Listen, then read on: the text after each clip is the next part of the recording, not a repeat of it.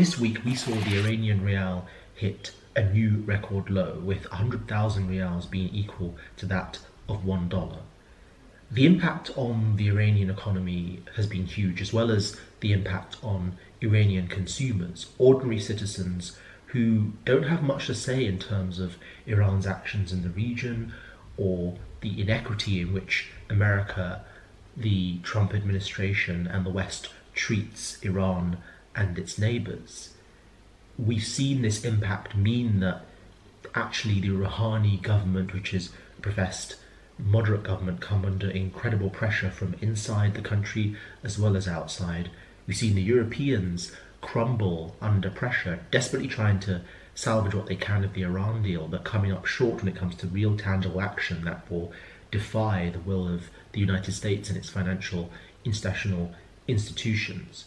But also we've seen the hardliners in Iran become more assertive in actually defending the government of Rouhani, while reminding the moderates in Iran that it was always the perception that you could never trust America.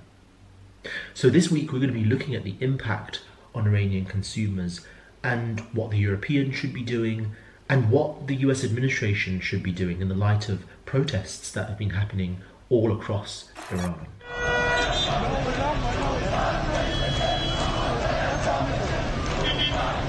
Now, there's going to be a new director of the Iranian Central Bank, Abdulnasser Hemeti, and this is a real opportunity for the US administration, along with its European partners, to, well, be good on its word when it comes to dealing with Iran and trying to use sanctions and trying to use the tools at the West's disposal to actually change Iran's behavior in the region, as is professed by Western powers. The only way in which you can do this is by giving the new director of the central bank, leeway in terms of being able to deal with corruption, institutional corruption in Iran, as well as put in place measures to deal with counter-terrorism financing. This requires you to actually work alongside European partners and also working alongside institutions and moderates in Iran. But we have to be skeptical. Are the Americans capable of doing this? The Secretary of State, Michael Pompeo, has stated that he wants to change the Iranian government's behavior, but that requires a degree of trust and goodwill. It also requires a degree of equity. All nations in the region have to be treated in a particular way and have to be treated equally according to their actions in the region. The problem is that the Iranians suffering under the effects of sanctions and international pressure on their economy, with the internal situation with protests sparking up across the country and the perception that America is wanting to take advantage of these tensions, there's not going to be much leeway on either side for trust and engagement. Even the announcement by Trump that he wanted a new deal, or rather he wanted to meet with no preconditions, was met with derision from all factions within the Iranian political system. You can't tear up a deal that took years to make and then ask for a new deal. The sense of trust just isn't there. And I suppose the tragedy about this situation is that regardless of methods to tackle the financing of terrorism, issues with institutional corruption, the interaction between Iran's banking system and the international finance system, really this comes down to geopolitics and to long-term aims. This administration has acted in a way which suggests that it wants to encourage rapid and reckless regime change that will have a detrimental effect on the Iranian people, that is not in the interests of Iranians, whether in the diaspora or in the homeland. And the problem with this strategy is it acts within the frame of bad faith.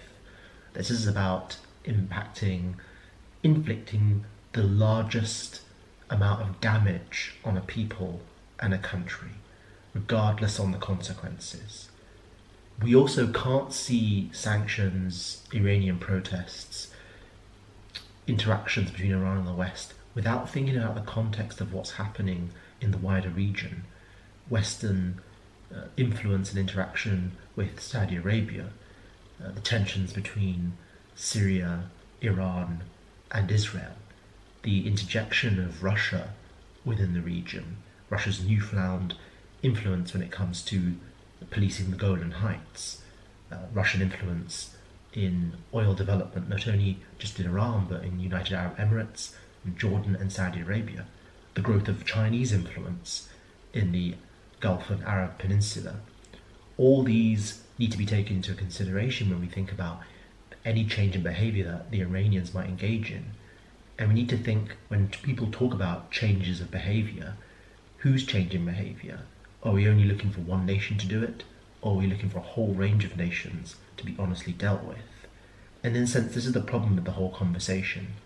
Protests in one country are welcomed, protests in other countries are aided in being cracked down. At the heart of this is the welfare of the Iranian people, who have had to endure an economy that has been run poorly. In a sense, an economy which was always run poorly from the days of the Shah through the revolution, and of course has had its bad points since 1979. And really they should be a top priority for any US administration. I'll leave it to you to decide whether they are.